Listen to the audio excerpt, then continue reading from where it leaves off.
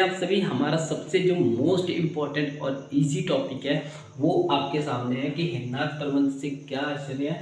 तो हिन्नात प्रबंध से आशय सरकार द्वारा प्रबंधित उस धनराशि से है जो सरकार द्वारा क्या है प्रबंध की जाती है, जिसमें सरकार अपनी सामान्य आय से अधिक खर्च करती है।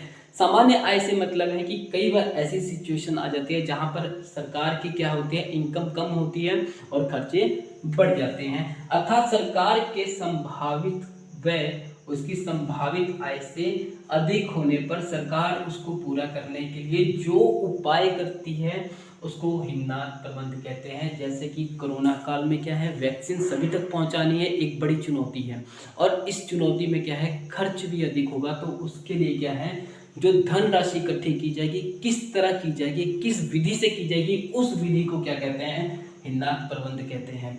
जब आपकी इनकम से ज़्यादा आपके खर्चे होते हैं, नॉर्मली अगर हमारे घरों में मान लीजिए अगर मेरी सैलरी सिर्फ 10,000 रुपये है, ठीक, और मुझे एक 5 लाख का मकान लेना है, तो मैं उस मकान लेने के लिए क्या करूँगा, बैंकों से लोन लूँगा। जो मैं ये लोन अपना रहा हूँ लेने की विधि को, इसी विधि को जब सरकार अपनाती है तो उस विधि को सरकार के रूप में क्या कहा जाता है, हिन्नात प्रबंध कहा जाता है।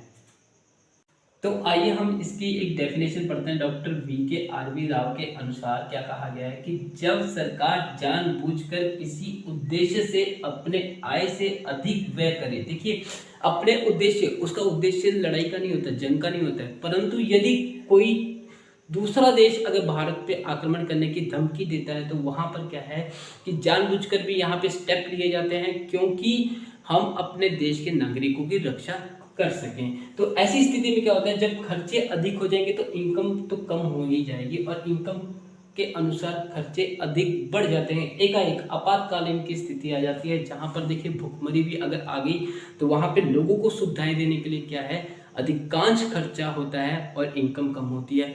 यदि देखिए अभी आपके सामने एक बहुत अच्छा उदाहरण है कोरोना काल। कोरोना काल में क्या है कि सभी व्यक्तियों को क्या है, वैक्सीन की आवश्यकता है। अब वैक्सीन को खरीदना और वैक्सीन को बांटना भी क्या है, अधिकांश एक बड़ी चुनौती है जिसमें खर्चा अधिक है और इनकम कम है। ये आपके लिए एग्जाम्पल था। देखिए अपनी आय से अधिक व्यय करें, खर्च करें और अपने घाटे की पूर्ति किसी भी ऐसी विधि से करें। देखिए घाटे की पूर्ति यदि किसी देश ने कह दिया है कि हाँ हम भारत पे आक्रमण करेंगे, तो भारत की सरकार क्या करेगी, वहां पर यहाँ के सुरक्षा बलों को अधिक बढ़ावा देगी, अधिक खर्चे करेगी, अधिक उन्हें हथियार प्रोवाइड करवाएगी ताकि हम अपने देश के लोगों की रक्षा कर सकें। तो अब वो जो पैसा खर्च हो रहा है उसके अलावा भी तो तमाम प्रकार के काम हैं जो कि देश के अंदर चलते हैं, उनको पूरा करने के लिए कौन सी जो भी विधि अपनाई जाएगी जिससे देश में मुद्रा की मात्रा बढ़े। मुद्रा की मात्रा बढ़ने से क्या है कि आपके खर्चे भी बढ़ेंगे, खर्चे बढ़ने से क्या है कि देश को, सरकार को टैक्स ज़्यादा इकट्ठा होगा और जब देश को टैक्स इकट्ठा होगा तो वहाँ पे क्या, राष्ट्रीय आय में क्या है, बढ़ोतरी होगी। तो ऐसी स्थिति को क्या कहते हैं, हिन्नात प्रबंध कहते हैं।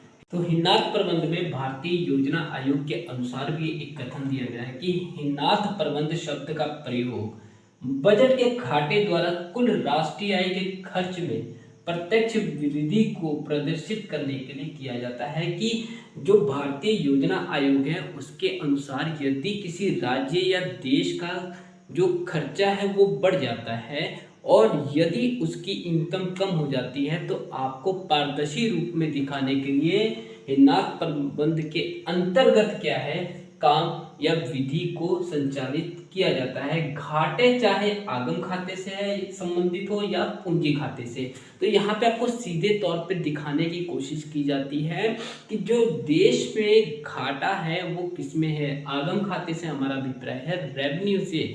जितना भी देश को मुद्रा के रूप में धन इकट्ठा होता है उसको क्या कहते हैं, आगम खाता कहते हैं। पूंजी खाते में क्या है, आपका जो भी संपत्ति, धन से जुड़ी हुई चीजें शामिल होती हैं, वहां पर भी यदि कोई किसी प्रकार का नुकसान पहुंचता है या कोई घाटा पहुंचता है तो वहां पर भी क्या है, इसको सीधे तौर पे आपको प्रदर्शित किया जाता है।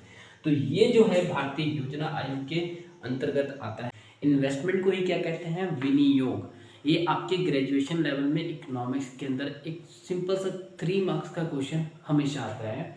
अब देखिए आइए चर्चा करते हैं विनियोग के बारे में।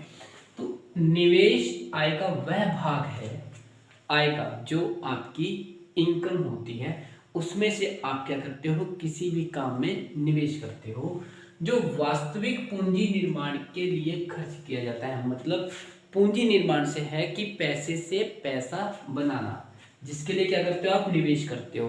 कहाँ से निवेश करते हो, जब आपके पास कोई इनकम का साधन होता है।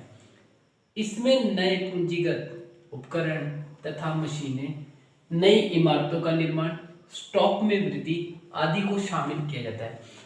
पूंजीगत उपकरण से हमारा अभिप्राय है कि जिसके द्वारा आपकी पूंजी में वृद्धि होती है या जिसके माध्यम से, जैसे एक कंपनी को अगर अपना प्रोडक्ट एक जगह से दूसरी जगह लेके जाना है तो उसके लिए क्या चाहिए, उसको व्हीकल चाहिए, ठीक, हैवी ट्रक्स चाहिए। तो वो क्या होता है, उनके लिए पूंजी उपकरण के रूप में काम करते हैं।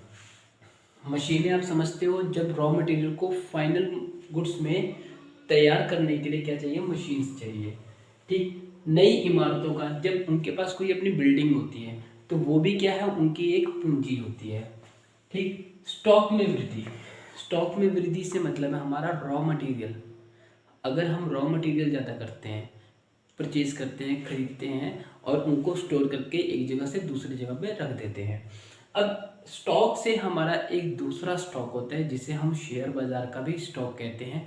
वहाँ पे इन्वेस्टर क्या करते हैं, शेयर होल्डर जो होते हैं, जो शेयर परचेज करते हैं, अगर उनके बाई चांस शेयर खरीदने के बाद प्राइस डाउन हो जाता है तो वो नए प्राइस में कम कीमत पर भी क्या करते हैं, नई इन्वेस्टमेंट करते हैं, जिससे क्या होता है, उनका प्राइस एवरेज हो जाता है, आदि को शामिल किया जाता है। प्रोफेसर केन्स के अनुसार क्या है, निवेश से अभिप्राय पूंजीगत पदार्थों में होने वाली वृद्धि से है।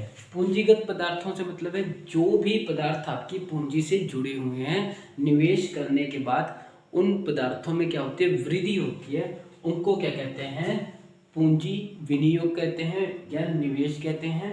अब देखिए यहाँ पे इसके 3 फैक्टर मोस्ट इंपॉर्टेंट है। कौन कौन से, आर्थिक विकास, जब आप निवेश करते हो तो इस उद्देश्य से निवेश करते हो ताकि आपको क्या है, आर्थिक विकास प्राप्त हो। सेकंड क्या है, पूर्ण रोजगार, आपके निवेश से क्या होता है, बाजार पर क्या इफेक्ट पड़ता है, सभी को रोजगार प्राप्त होने के अवसर प्रदान होते हैं। मुख्य रूप से विनियोग जो सरकार भी है इसीलिए करते हैं ताकि लोगों को क्या हो सके, रोजगार और की प्राप्ति करवा सके। पूर्ति, पूर्ति से मतलब है हम देखिए नई इन्वेस्टमेंट करते हैं, क्यों करते हैं, ताकि लोगों की ज़रूरतों को पूरा किया जा सके। तो उससे क्या होगा कि आर्थिक विकास ऑटोमेटिक होगा। लोगों की ज़रूरतें पूरी करनी है तो उससे क्या होगा कि लोगों को काम भी तो मिलेगा, तो वो क्या आएगा, पूर्ण रोजगार। तो इसी को क्या कहा गया है, विनियोग। निवेश का मतलब है कि जब हम किसी भी काम को करने के लिए क्या करते हैं, इन्वेस्टमेंट करते हैं, जैसे चाहे वो हमारा पूंजीगत उपकरण, जैसे हमारी कोई व्हीकल हो, कोई साधन हो, या मशीनें हो, या इमारतों का निर्माण हो, या रॉ मटेरियल स्टॉक में वृद्धि की जाए, तो इसी को क्या कहते हैं, विनियोग। कंफ्यूज नहीं होना है। तो हम इस वीडियो में बात कर रहे हैं मजदूरी के प्रकार के बारे में, पर उससे पहले ये बहुत ज़रूरी जान लेना है आप लोगों के लिए कि मजदूरी क्या होती है, मजदूरी का अर्थ क्या है और मजदूर किसे कहते हैं। तो जिनको मजदूरी का अर्थ नहीं पता वो क्या कर सकते हैं, लिंक आपको मिल जाएगा डिस्क्रिप्शन में, आप पहले उस वीडियो को देख लीजिए, फिर आपको ये बहुत ही आसानी से समझ आ जाएगा। तो आइए हम आज का अपना जो टॉपिक है उस पर हम चर्चा करते हैं कि मजदूरी के प्रकार कितने होते हैं। देखिए मजदूरी के प्रकार कई प्रकार के होते हैं, ठीक है, जो कि आपके सामने हैं, पर इसमें जो 2 मुख्य अवधारणाएं हैं वो कौन सी है, नगद मजदूरी और वास्तविक मजदूरी। उससे पहले जो मजदूरी के प्रकार है, जैसे कि भाग और टुकड़ा मजदूरी किसे कहते हैं, जब आप इकाइयों की संख्या में किसी वस्तु का उत्पादन किसी श्रमिक या मजदूर द्वारा किया जाता है तो उसे क्या कहा जाता है, टुकड़ा मजदूरी कहा जाता है। इकाइयों की संख्या में उसकी गणना की जाती है। समय मजदूरी में क्या होता है कि जब कोई समय निर्धारित कर दिया जाता है, उस समय के अंतर्गत जब वो किसी वस्तु का उत्पादन या किसी वस्तु के प्रति अपनी सेवा का सहयोग करता है, उसे क्या कहते हैं, समय मजदूरी कहते हैं। नगद मजदूरी में क्या होता है कि कैश हैंड वर्क होता है, आप किसी भी काम को किसी भी समय में कीजिए और तुरंत अपने काम का पेमेंट ले लीजिए। अनुबंधन मजदूरी क्या कहता है, जैसे कि ठेकेदार होते हैं कि उनको फिक्स अमाउंट बता दिया जाता है कि इतने समय में इतने मुद्रा की मात्राओं में आपको ये काम इतने दिनों के बीच में, इतने मटेरियल के बीच में आपको कंप्लीट कर देना है। तो बात करते हैं हम नगद मजदूरी की। तो नगद मजदूरी किसे कहते हैं, आइए देखते हैं कि नगद मजदूरी वह मजदूरी होती है जो श्रमिक को या मजदूर को एक निश्चित समय में कार्य करने के लिए दी जाती है। देखिए, कैश हैंड की बात हो रही है यहाँ पे कि आप एक निश्चित समय में अपना काम कीजिए और तुरंत अपना भुगतान ले लीजिए। जैसे कि एक दिहाड़ी मजदूर होता है, मोची होता है, आप मोची से अपने जूते की मरम्मत करवाते हो, तुरंत उसके पैसे उसको दे देते हैं। एक मजदूर नगद मजदूरी इसलिए स्वीकार करेगा कि या करता है कि वह उसके माध्यम से अपनी विभिन्न आवश्यकताओं की पूर्ति कर सकता है। देखिए, जब जिसके पास जॉब नहीं होती तो उसे जो भी काम मिलता है तो वो तुरंत उस काम को करने के लिए तैयार हो जाता है ताकि वो अपनी आवश्यकताओं की पूर्ति कर सके। अब आवश्यकताओं की पूर्ति में मुख्य रूप से क्या आ जाता है, भोजन आ जाता है, कपड़ा आ जाता है। ठीक, तो एक बार फिर से देख लेते हैं नगद मजदूरी किसे कहते हैं। नगद मजदूरी वह मजदूरी होती है जो श्रमिक या मजदूर को एक निश्चित समय में काम करने के लिए दी जाती है। एक मजदूर नगद मजदूरी इसलिए स्वीकार करता है कि वह उसके माध्यम से अपनी विभिन्न आवश्यकताओं की पूर्ति कर सकता है। यहाँ पे बिल्कुल मुख्य रूप से बात हो रही है कैश हैंड की। तुरंत काम कीजिए, तुरंत अपनी पेमेंट लीजिए। यहाँ पर क्या है कि काम करने की जो क्षमता होती है वो भी कम होती है और जो भुगतान करने की क्षमता होती है वो भी कम होती है। ठीक, इसमें एक निश्चित समय होता है, निश्चित दिन भी हो सकता है या निश्चित घंटा भी हो सकता है। तमाम तरह की ऐसी आपके पास घटनाएं हो सकती हैं जहां पर क्या है, मजदूर को मजदूरी का तुरंत उसको भुगतान मिल जाता है। उसे क्या कहते हैं, नगद मजदूरी कहते हैं। ये बात करते हैं हम वास्तविक मजदूरी की। वास्तविक मजदूरी किसे कहते हैं। देखिए, जब नगद मजदूरी के साथ साथ कुछ सुविधाएं भी उपलब्ध करवा दी जाएं, तो उसके कारण क्या है, जब लेबर को अधिकांश लाभ मिलता है तो वो क्या होता है, उनके लिए वास्तविक मजदूरी होती है। आइए इसको हम पढ़ के देखते हैं कि एक मजदूर अपनी नगद मजदूरी में जो वस्तुएं एवं सेवाएं खरीद सकता है उसे वास्तविक मजदूरी कहा जाता है। देखिए, वस्तुएं एवं सेवाएं खरीद सकता है, वस्तुओं को खरीदने के लिए मुद्रा चाहिए और सेवाएं जो वो मुफ्त में खरीद रहा हो, जो सेवाएं वो मुफ्त में अपनी मजदूरी के साथ साथ खरीद रहा है, इन दोनों के कॉम्बिनेशन को क्या कहते हैं, वास्तविक मजदूरी कहते हैं। ठीक है, इसमें नगद मजदूरी के साथ साथ कई अन्य प्रकार की सुविधाएं भी शामिल होती हैं जो मजदूर को मिलते हैं। अब मजदूर को कौन सी सुविधाएं मिलती हैं, मुफ्त मकान मिलता है रहने के लिए, उनकी बचत बढ़ जाती है, चिकित्सा मिलता है, अगर वो बीमार होते हैं उन्हें मेडिसिन मिल जाती हैं, शिक्षा उनके बच्चों के लिए शिक्षा उपलब्ध करवा दी जाती है या किसी मजदूर को शिक्षा देकर उसको और भी हुनरमंद बना दिया जाता है। भोजन, जब उन्हें खाने के लिए भोजन मुफ्त में प्रोवाइड कर दी जाती है तो उनकी देखिए बचत बढ़ जाती है। साधन, अगर उनको दूर से आना है उसके लिए क्या करते हैं, जैसे टाटा ग्रुप्स होगी, ये तमाम प्रकार की क्या है सुविधाएं उपलब्ध करवाती हैं। आने जाने के लिए बस लगा देती है, भोजन प्रोवाइड करवा देती है, पीएफ वगैरह फंड उनको दे देती है, चिकित्सा हेल्थ के रिगार्डिंग दे देती है, मुफ्त मकान रहने के लिए दे देती है, साधन इत्यादि तमाम प्रकार की ऐसी सुविधाएं जो मजदूर को काम करने के साथ साथ मुफ्त में मिलती है। इन दोनों के कॉम्बिनेशन को क्या कहते हैं, वास्तविक मजदूरी कहते हैं। बाजार में ऐसी स्थिति जहां पर सप्लाई और डिमांड हमेशा एक बराबर होते हैं, ऐसी स्थिति को प्रोफेसर जेबी सेस के अनुसार क्या कहा जाता है, से बाजार का नियम। प्रोफेसर जेबी सेस ने एक नियम बनाया था जहां पर उन्होंने संशोधित किया था कि जहां पर बाजार में ऐसी स्थिति उत्पन्न होती है जिसके फलस्वरूप सप्लाई और डिमांड एक समान रहती है, तो वहां पर क्या है कि पूर्ति अपनी मांग को स्वयं उत्पन्न करती है, पूर्ति अपनी मांग को स्वयं उत्पन्न करती है। तो देखिए, जो से का बाजार का नियम है उसके बारे में हमने डिस्कस अपने पिछले वीडियो में कर दिया था और उस वीडियो का लिंक आपको डिस्क्रिप्शन में मिल जाएगा, तो आप जाकर वहां पर उस वीडियो को भी देख सकते हैं। अब देखिए, जो से बाजार का नियम है उसका मुद्रा अर्थव्यवस्था मनी इकोनॉमिक पर कैसे प्रभाव पड़ता है। प्रोफेसर हैंसन के अनुसार से बाजार का नियम अधिक व्यापक रूप में स्वतंत्र वस्तु विनिमय अर्थव्यवस्था की ही व्याख्या है। कहने का भाव है कि यदि आपको आज़ादी प्राप्त है कि आप कभी भी किसी भी वस्तु को खरीद अथवा बेच सकते हैं, तो आप उसको किसके रूप में बेचते हैं, हमेशा वहां पर किसका प्रयोग होता है? मुद्रा का प्रयोग होता है। अब मुद्रा के रूप में वस्तुओं को खरीदते और बेचते हैं, जहां पर एक वस्तु के बदले आप दूसरी वस्तु का प्रयोग करते हैं या उसको प्रयोग में लाते हैं। तो मांग का मुख्य स्रोत साधन आय का प्रवाह है। अब देखिए आय का प्रवाह है, यदि एक किसान क्या करता है 5 कुंटल गेहूं का उत्पादन करता है तो वहां पर वह अपनी आवश्यकता के लिए 1 कुंटल गेहूं अपने पास रख लेता है और बाकी जो 4 कुंटल होता है उसे क्या करता है? बाजार में बेच देता है। अब 4 कुंटल के बदले में उसे क्या मिलता है? मुद्रा मिलती है, जो उसकी क्या होती? आय होती है, इनकम होती है। अब उस आय से वो क्या करता है? अपनी दूसरी जरूरत की वस्तुओं को क्या करता है? खरीदता है। तो यहाँ पर क्या कहा गया कि मांग का मुख्य स्रोत साधन आय का प्रवाह होता है। जितनी ज्यादा आपकी इनकम होगी उतनी ज्यादा आप दूसरे वस्तुओं की क्या करेंगे?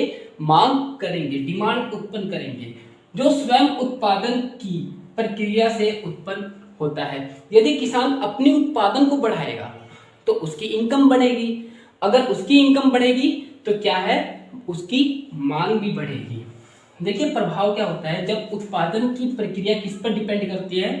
श्रमिकों पर, किसानों पर, अन्य जहां पर भी जिसको भी मजदूरी प्राप्त होती है उसको मजदूरी में क्या मिलता है? आय मिलती है। देखिए अब से का जो नियम है, जो से के बाजार का नियम है वो क्या है? उत्पादन बराबर उपभोग। उत्पादन बराबर उपभोग, जहां पर आपकी सप्लाई हमेशा क्या करती है? डिमांड को क्रिएट करती है और दोनों क्या होती है? इक्वल होती है। दोनों क्या होती है? इक्वल होती है। इसी द्वारा हम कह सकते हैं सरल भाषा में कि देखिए जो मुद्रा होती है ना वो बाजार में कई प्रकार की स्थिति उत्पन्न करती है, सप्लाई और डिमांड में भी। अगर आपकी सप्लाई ज्यादा है, डिमांड कम है तो क्या है? वस्तु की कीमत क्या हो जाती है? गिर जाती है। जहां पर मुद्रा का मूल्य क्या होता है वो भी। अब देखिए हम इसमें एक सिंपल सा एग्जांपल ले सकते हैं।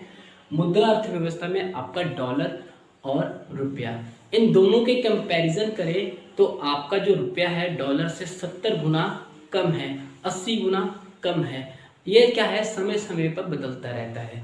इसके कारण क्या है? इसके बदलने से मुद्रा अर्थव्यवस्था पर भी इसका प्रभाव पड़ता है, जो कि आपकी महंगाई, गरीबी, अन्य कई प्रकार की सिचुएशंस को क्या है? उत्पन्न करती है। ये उदासीनता वक्र के बारे में, उदासीनता वक्र में पढ़ने से पहले क्या है कि हम ये समझ लें कि उदासीन किसे कहते हैं। अब उदासीन का मतलब क्या है? तो आइए देखते हैं। उदासीन का मतलब होता है कि तटस्थ या स्थिर होना, न्यूट्रल या स्टेबल होना, अथवा साम्य की स्थिति या ठहराव को क्या कहते हैं? उदासीन कहते हैं। देखिए तटस्थ या स्थिर होना, स्थिर क्या होता है कि जब वस्तु ए के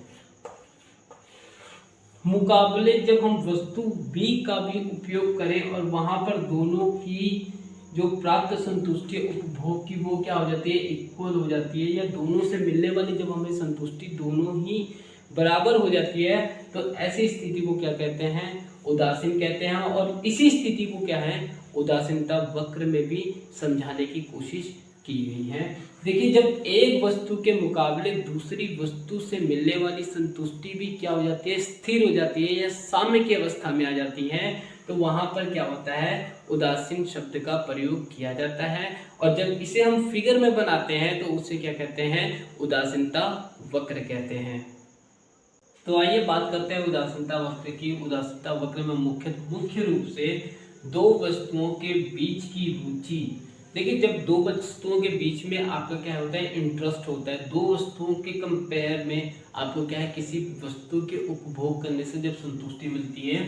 तो आइए फिर से एक बार देखते हैं कि दो वस्तुओं के बीच की रुचि को या किसी उपभोक्ता के व्यवहार को बताने वाला वक्र होता है। उपभोक्ता के व्यवहार से हमारा अभिप्राय है कि उपभोक्ता कौन होता है? कंज्यूमर होता है, जो किसी वस्तु का उपयोग करता है, उसे क्या कहते हैं? उपभोक्ता कहते हैं।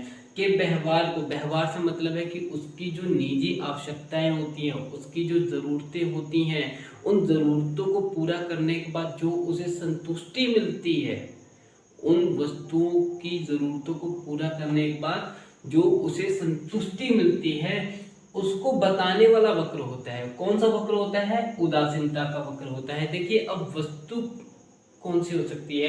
रोटी, कपड़ा और मकान। अब देखिए, उपभोक्ता और उदासीनता वक्र में एक सबसे अच्छा अगर हम एग्जाम्पल लें तो कार और पेट्रोल है। ये दोनों ही क्या है, एक दूसरे के लिए बहुत ही ज़्यादा वैल्यूएबल होती है या ज़रूरी होती है, या इन दोनों में ही क्या होती है, उपभोक्ता की रुचि भी होती है, जिसमें किसी एक वक्र के किसी भी बिंदु पर उपभोक्ता को प्राप्त होने वाली उपभोग सामग्री से समान संतुष्टि प्राप्त होती है। देखिए यहाँ पर जब आप उसका व्यवहार का वक्र बनाएंगे तो उस वक्र में देखिए जब उतार चढ़ाव होंगे तो उतार चढ़ाव जितने भी मात्रा में हो वो दोनों ही वस्तुओं के कंपैरिजन में क्या होती हैं, इक्वल हो जाती हैं।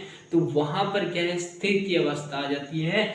ऐसी स्थिति को क्या कहते हैं, उदासीनता वक्र कहते हैं, जहां पर दो वस्तुओं के उपभोग से संतुष्टि क्या होती है, समान रूप से बराबर हो जाती है। देखिए अगर आपके पास पेट्रोल है, पेट्रोल में भी आपके पास क्वालिटी होती है, ठीक, उसमें एक स्पीड पेट्रोल होता है, आपका नॉर्मली पेट्रोल होता है। अगर आपके पास अच्छी कार है, अगर आपके पास अच्छी कार है तो आप बेसिकली सिंपली पेट्रोल डलवाते हो, परंतु यदि आपके पास स्पोर्ट्स कार है, यदि आपके पास स्पोर्ट्स बाइक है तो वहां पे क्या है, आप स्पीड पेट्रोल डलवाते हो। स्पीड पेट्रोल क्यों डलवाते हो, क्योंकि आपकी संतुष्टि वहां पे दूसरे पेट्रोल की अधिक डिमांड हो जाती है कि हमारे पास महंगी वस्तु है, महंगी कार है, आपके पास रेसिंग कार है या आपके पास रेसिंग बाइक है, तो वहाँ पे क्या है, उसकी रिक्वायरमेंट भी क्या है, स्पीड पेट्रोल की है, जहाँ पर उसकी संतुष्टि से क्या होता है, उसके उपभोग से क्या है, आपकी संतुष्टि बढ़ जाती है।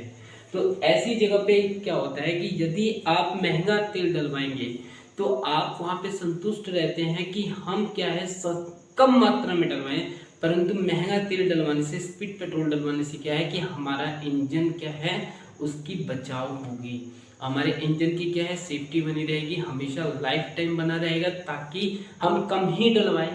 देखिए कम डलवाएं, कम मात्रा में डलवाएं पर महंगा डलवाएं, वहां पे क्या आपकी संतुष्टि जो है वो बढ़ जाती है। तो इसी बात को क्या कहा गया है, दो वस्तुओं के बीच में या उपभोक्ता के व्यवहार को बताने वाला वक्र है, जिसे क्या कहते हैं, उदासीनता वक्र कहते हैं। तो आइए हम इसकी परिभाषा पढ़ते हैं। तो प्रोफेसर पी के साहू के अनुसार उदासीनता वक्र वस्तुओं की मात्राओं, देखिए जो वस्तुओं की मात्रा है, जो गुड्स की क्वांटिटी है, के उन संयोगों का बिंदु है। संयोगों से मतलब है कॉम्बिनेशन, जब एक से ज़्यादा वस्तुएं हैं, एक से दो वस्तुएं हैं और उन वस्तुओं की क्वांटिटी भी है। देखिए वस्तुएं भी दो तरह की हैं और उनकी क्वांटिटी भी अलग अलग होती है। जब उनकी आप कॉम्बिनेशन करते हैं किसको प्राप्ति के लिए, संतुष्टि की प्राप्ति के लिए, जब आपको लगता है कि नहीं हाँ, एक वस्तु के मात्रा घटने से अगर मैं दूसरे वस्तु की मात्रा बढ़ा देता हूँ फिर भी मेरी जो संतुष्टि है वो सामान्य स्थिति में बनी रहेगी, जिसके बीच व्यक्ति तटस्थ यानी उदासीन रहता है, इसलिए इन्हें तटस्थ वक्र या उदासीनता वक्र कहते हैं।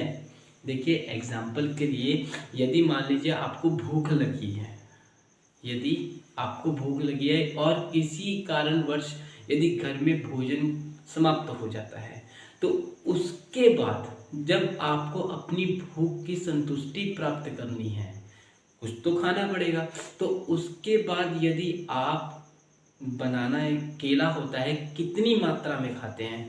यदि आप रोटी खाते थे 5 रोटियों की संख्या से यदि आपकी भूख पूरी होती थी, तो आप उसकी जगह पर यदि 7 केले खाते हैं और आपकी भूख खत्म हो जाती है, तो जो 7 केले हैं वो क्या है, 5 रोटी के मुकाबले में क्या है, आपकी संतुष्टि को पूरा कर रहे हैं। इन्हीं दोनों के बीच के जो कॉम्बिनेशन है उसको कैसे पता किया जाता है, उदासीनता वक्र के द्वारा पता किया जाता है। उदासीनता वक्र आपको बहुत ही इजी मेथड में समझ आए इसके लिए एक टेबल बनाया गया है और इसके लिए इसकी डायग्राम बनाई जा रही है कि देखिए टेबल में क्या किया गया है, कॉम्बिनेशन किया गया है कितने टाइम्स में, टाइम ए, टाइम बी, टाइम सी, टाइम डी। यहाँ पे किसका कॉम्बिनेशन किया गया है, पेन और पेंसिल का। जब पेन की मात्रा 1 थी तो 12 पेंसिलों के मुकाबले में क्या है थी, संतुष्टि हो रही थी। यदि पेन की मात्रा 1 से बढ़ा के 2 कर दी जाती है तो दूसरी वस्तु की मात्रा में क्या हो जाएगी, कमी हो जाएगी। जब 2 पेन होंगे तो हमारी संतुष्टि कितने पेंसिलों से पूरी होगी, 6 पेंसिलों से। यदि 2 से बढ़ा के उसकी मात्रा 3 कर दी जाए तो पेंसिलों की संख्या भी कम हो जाएगी। देखिए जैसे जैसे पेन की मात्रा बढ़ रही है वैसे वैसे पेंसिल की मात्रा घट रही है।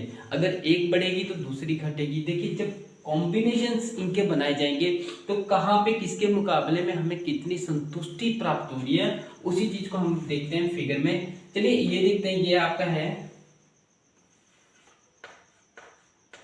पेन और ये आपका है पेंसिल, ये आपका है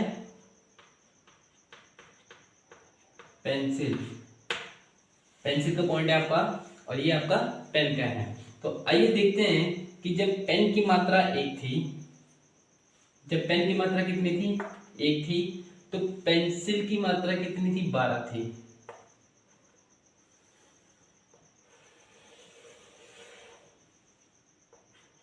जब पेन की मात्रा 1 थी और पेंसिल की मात्रा कितनी थी, फिर 12 थी।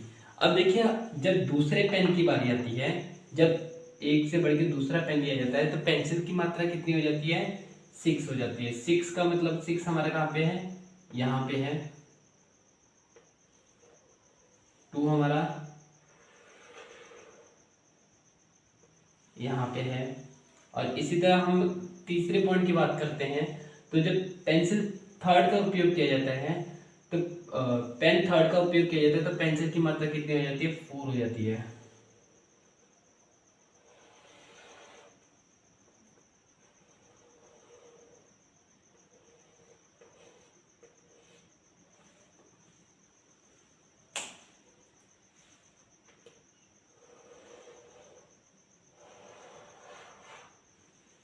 ठीक है, इसी तरह हम सभी को कर लेते हैं ताकि सभी समझ में आ जाए।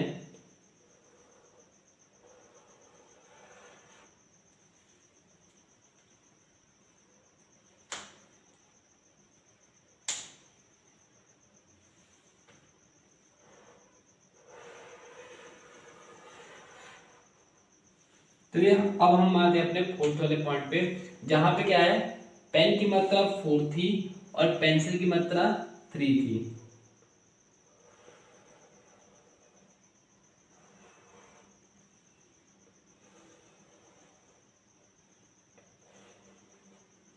देखिए अब ये आपको ना ऊपर से नीचे के तरफ ऋणात्मक रूप में क्या है आती हुई प्रतीत होगी।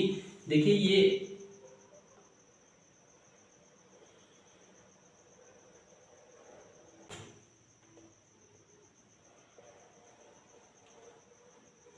तो ये हमारा क्या हो जाता है, indifference curve.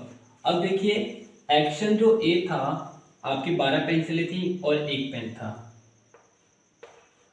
A B 2 and 6, B C D, ये क्या है, ऋणात्मक रूप से आपके ऊपर से नीचे हुई गिरती हुई दिखाई देती है।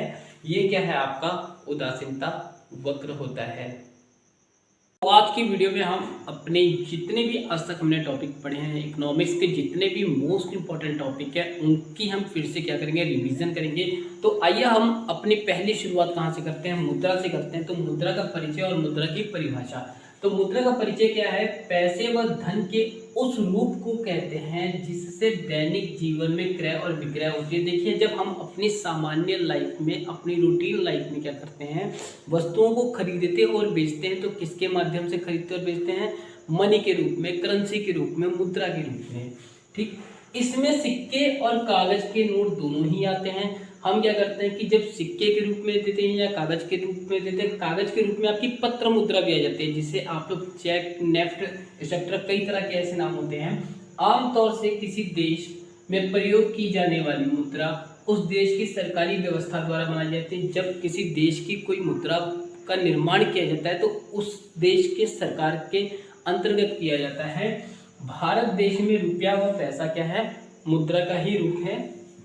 आइए इसकी परिभाषा देखते हैं कि प्रोफेसर क्राउथर के अनुसार मुद्रा वह चीज है जो विनिमय के माध्यम के रूप में सामान्यतः स्वीकार की जाती है।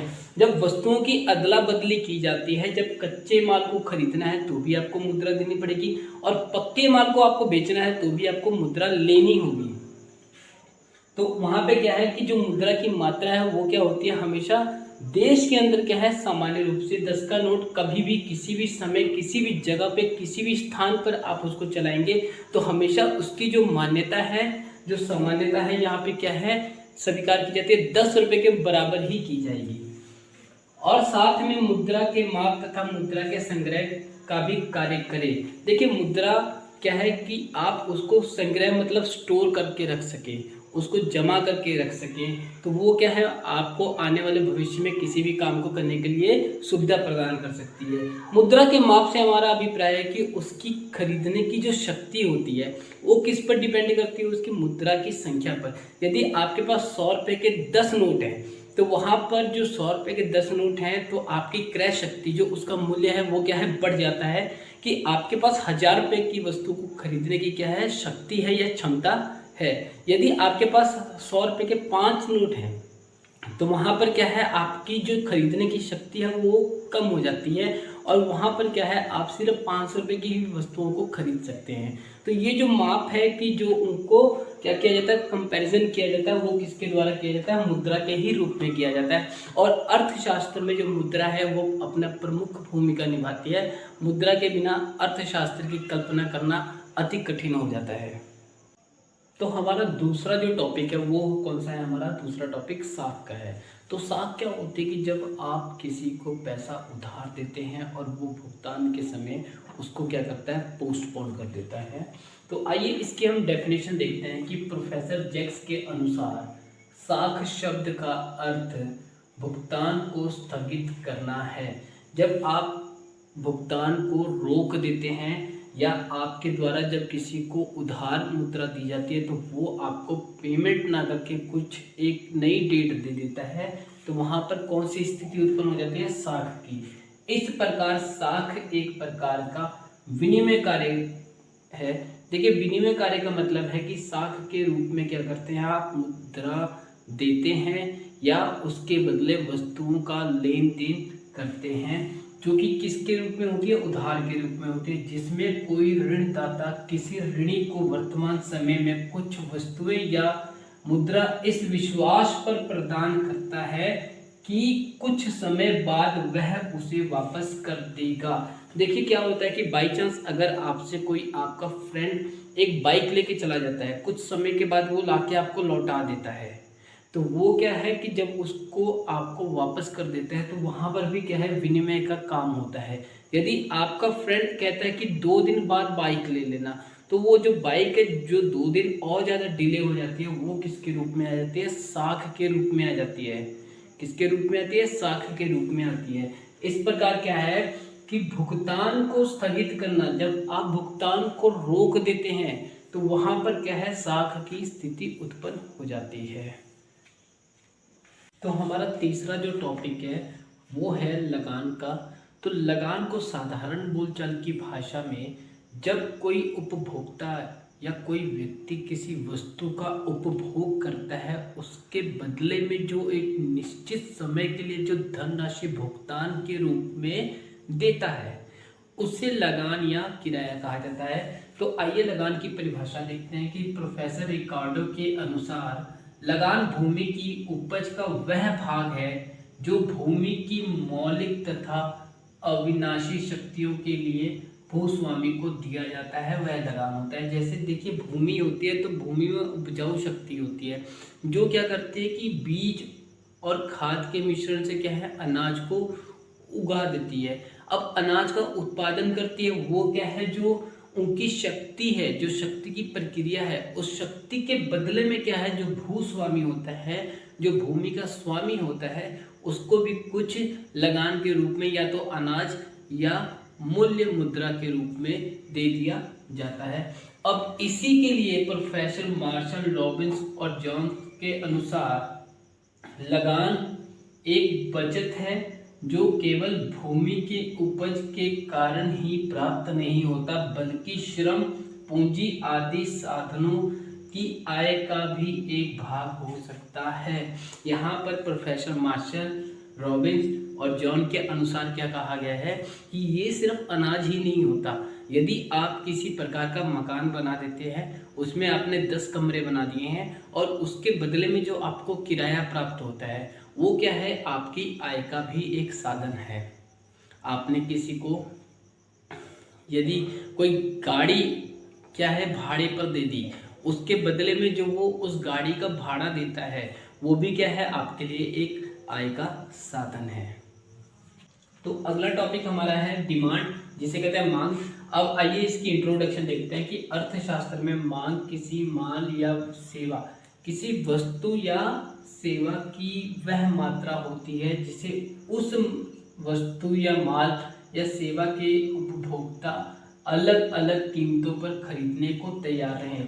देखिए असल मायने में डिमांड क्या है कि जब किसी वस्तु को किसी भी समय किसी भी कीमत पर कोई उपभोक्ता जिसको उस वस्तु की या सेवा की आवश्यकता है वह क्या करता है, उसके लिए भुगतान करने के लिए तैयार रहता है, तो उस स्थिति को एक्चुअल में क्या कहा जाता है, डिमांड, मांग कहते हैं। तो आइए हम इसकी परिभाषा देखते हैं कि प्रोफेसर बेनहम के अनुसार एक दिए गए मूल्य पर किसी भी वस्तु की मांग वस्तु की वह मात्रा जो उस कीमत पर समय की हर इकाई में खरीदी जाएगी।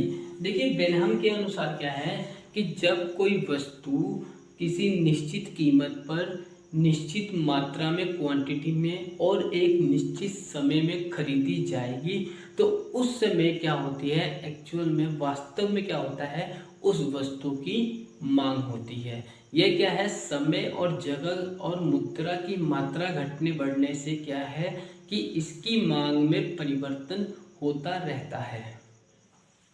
तो मांग के उत्पन्न होने के बाद क्या उत्पन्न की जाती है, सप्लाई। तो सप्लाई की पूर्ति करने की देखिए सबसे बड़ी विशेषता यह होती है कि लोगों की जितनी भी ज़रूरतें हैं उसको सही समय पे और सही आकार में और सही मूल्य पर क्या किया जाए, पूरा किया जाए।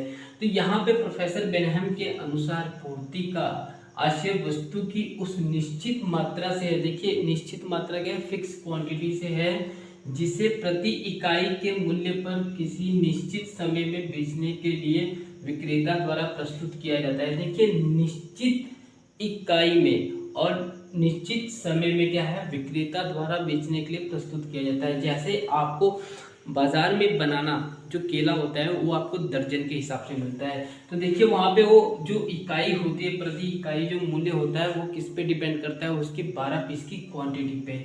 यदि आप दूध लेने जाते हैं तो वो किस पे डिपेंड करता है, उसकी इकाई प्रति लीटर पे। अब इसी तरह अगर आप चीनी चावल लेने जाते हैं तो वो किस पे डिपेंड करता है, उसके प्रति किलोग्राम पे। ठीक, तो यहाँ पर क्या है कि जो विक्रेता होता है आपको उसकी क्वांटिटी के हिसाब से उसका मूल्य बताता है। ठीक, और इसके अनुसार क्या है कि अक्षय वस्तु के मूल्य से है जिसमें विक्रेता द्वारा प्रस्तुत किया जाता है। विक्रेता जो होता है वो अपने हिसाब से इन वस्तुओं की जो प्राइस है वो भी बदल सकता है। अगर वो बाजार में देखता है कि वस्तु की डिमांड ज़्यादा है और वस्तु की प्रोडक्शन कम है तो वहाँ पे उसका जो कीमत है वो बढ़ जाता है। अब इस तरह की कई प्रकार की घटनाएं होती रहती हैं बाजार में, जो कि डिपेंड करती है पूर्ति पे, सप्लाई पे, कि सप्लाई कितनी मात्रा में है। सप्लाई की मात्रा ही क्या करती है, प्राइस, कीमत का निर्धारण भी करती है। 5S के नियम पर, मेथोडोलॉजी ऑफ 5S। तो यहाँ पे क्या है कि देखिए ये जो नियम था ये सबसे पहले आपका जापान में लागू किया गया था, क्योंकि जापान देखिए एक बहुत ही ज़्यादा विकसित देश है और यहाँ पर क्या है, सभी काम नियम के अनुसार किया जाता है। अब नियम के अनुसार काम किया जाएगा तो वहाँ पे क्या है, गलती के चांसेस कम होते हैं। तो जो वहाँ का 5S का रूल था वही भारत सरकार ने इंडिया में भी लागू करने के लिए अब कड़ी कानून की व्यवस्था करती है। तो आइए समझते हैं कि जो 5S का रूल था उसमें देखिए था क्या। तो आइए यहाँ पे हम देख रहे हैं कि 5S के रूल में जो 5 नाम ऐसे थे जो कि S से शुरू होते थे, S वर्ड से क्या होते थे, शुरू होते थे। तो पहला वर्ड कौन था, सिरी था, फिर सेतो था, फिर सीसो था, फिर सिकेस्तु था, फिर शिटसुके था। तो इन्हीं 5 नामों के आधार पर क्या है, कानून बनाए गए थे।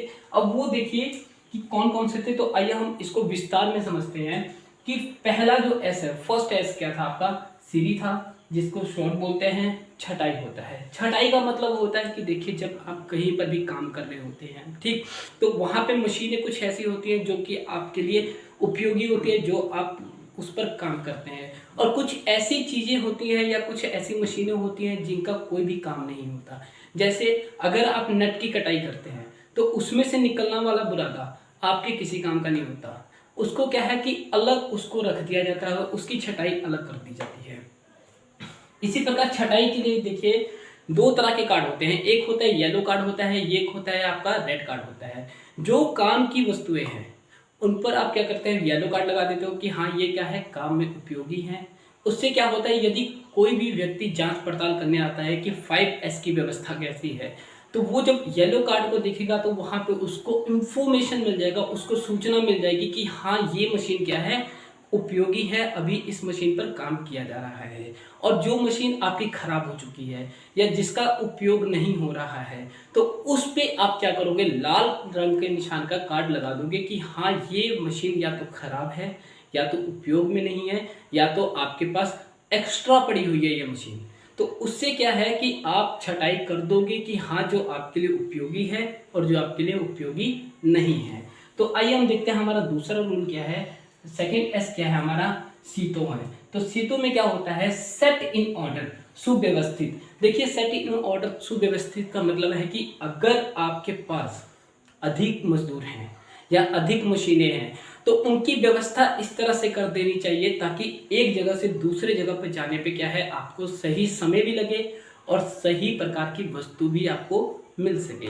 जैसे देखिए यदि मान लीजिए कोई आपके फर्म में या इंडस्ट्री में क्या है, कोई लेबर बीमार पड़ गया है तो उसको दवाई चाहिए, तो दवाई की सुव्यवस्था कहाँ पे होगी, मेडिसिन एरिया में होगी। तो मेडिसिन एरिया जहाँ पे आपने उसके लिए अलग से एक कैबिन बना रखा होगा, उस कैबिन में या तो बॉक्स होगा या तो फर्स्ट एड की आप वहाँ पे सुविधा उपलब्ध करवाएंगे।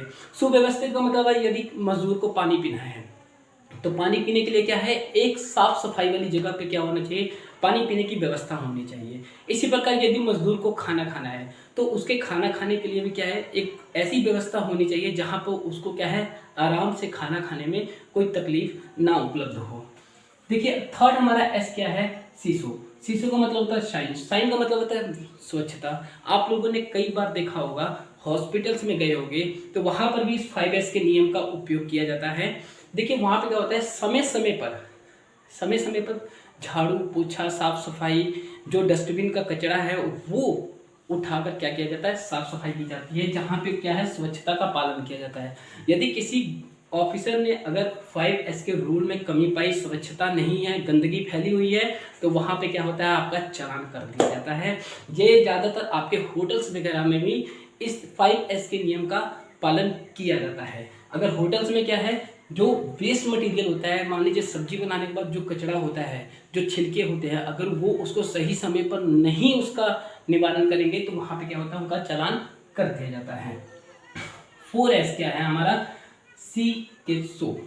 सिकेत्सो क्या होता है, स्टैंडर्डाइज। तो मानकीकरण में क्या होता है कि जब आपको डायरेक्शन दिया जाता है कि कोई भी वस्तु अपनी जगह पे पड़ी है या कहीं पर भी जाने के लिए आपको नक्शा दे दिया जाता है, या एक डिपार्टमेंट के बाद दूसरा डिपार्टमेंट कहाँ पे है, जैसे आपको सिंबल्स भी प्रोवाइड कर दिए जाते हैं, उसमें क्या होता है कि मानकीकरण उसको कहते हैं। और ये जब आप चारों रूल्स को फॉलो कर लेते हैं तो इन रूल्स को अच्छे से फॉलो कर सके और लगातार उसके बारे में आप सूचना देते रहें या इस पर क्या है आप लगातार काम करते रहें, इन सभी रूल्स को मानने के लिए फिर आपके लिए क्या है 5S का निर्माण किया गया था, 5S का गठन किया गया, जिसको क्या कहते हैं, शित्सुके कहते हैं। और शित्सुके में क्या होता है, सस्टेन होता है, जिसे क्या कहते हैं, अनुशासन कहते हैं, कि ये जो चारों हैं इसका पालन लगातार होता रहे, उसके लिए क्या है, अनुशासन बनाया गया है। अनुशासन में क्या है कि इन सभी चारों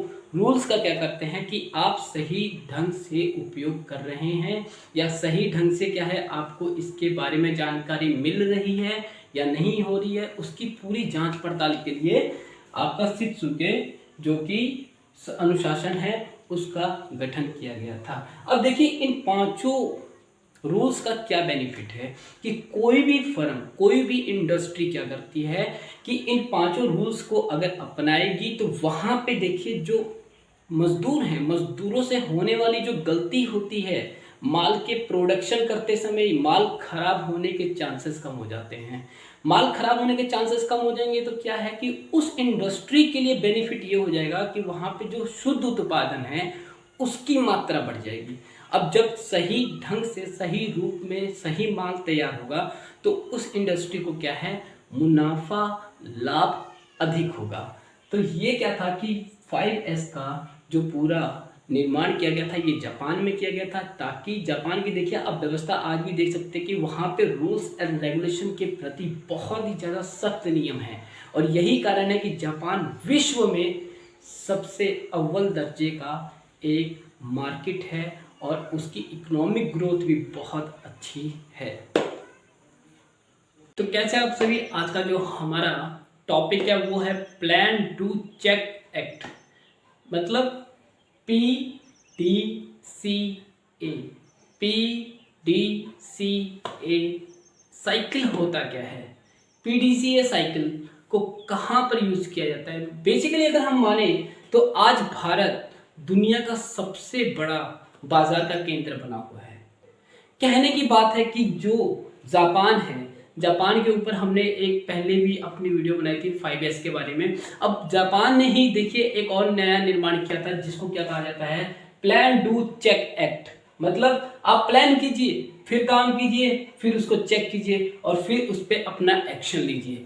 तो आइए हम इसको और भी सरल भाषा में समझते हैं कि इसका मतलब क्या होता है। जो PDCA साइकिल है उसका मीनिंग क्या निकलता है। अगर हम मानते हैं कि कोई एक साइकिल बनाने वाली फैक्ट्री है, कोई एक साइकिल बनाने वाली फैक्ट्री है, तो वहां पर देखिए जब कोई गवर्नमेंट आती है नई और बच्चों को क्या करती है, साइकिल बांटने के लिए, बच्चों को साइकिल बांटने के लिए को प्रस्ताव देता हूं, मैं आपको एक ऑर्डर देता हूं, टेंडर देता हूं कि मुझे अगले 3 महीने बाद मुझे 2 लाख साइकिल्स चाहिए, 2 लाख साइकिल चाहिए।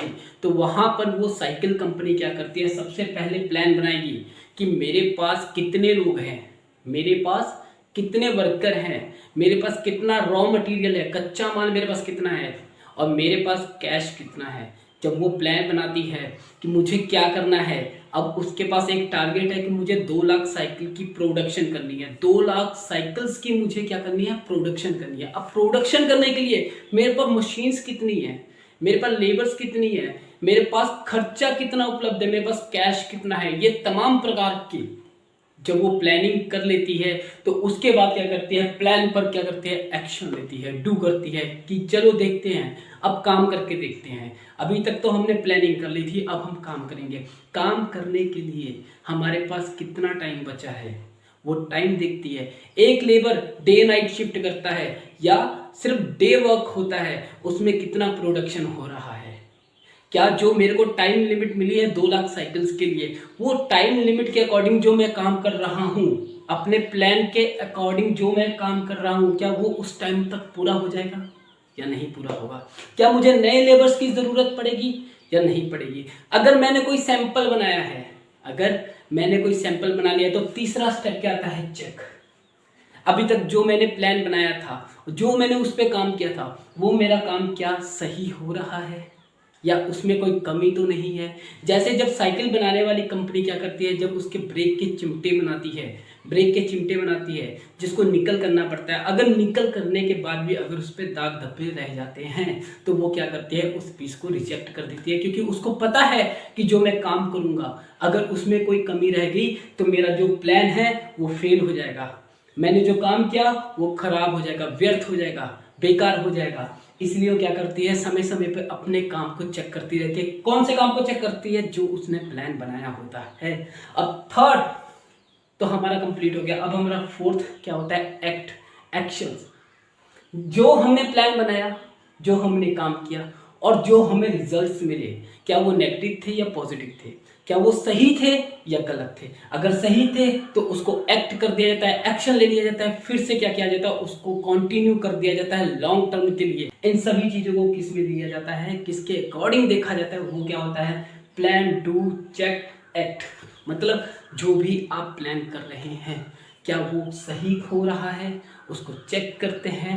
अगर सही है तो फिर उसको एक्ट कर दिया जाता है, उस पर एक्शन ले लिया जाता है कि हाँ अब इसी काम को हमने करना है। तो देखिए क्या होता है, सबसे पहले हमारा क्या होता है, प्लान नियोजन होता है। नियोजन का मतलब हम प्लानिंग करते हैं। कोई शान से कह सकूंगा मैं कहीं मार्केट में कि हाँ मैं उस कंपनी का वर्कर हूँ। देखिए क्या होता है कि जब प्लान कर लेते हैं तो उस पर काम करना शुरू कर देते हैं। प्लानिंग करने के बाद काम करते हैं, काम करने के बाद उसे चेक करते हैं, चेक करने के बाद क्या करते हैं, उस पर एक्शन ले लेते हैं कि हाँ ठीक है अब जो हमारा काम हुआ ये सही समय पर हुआ या नहीं हुआ।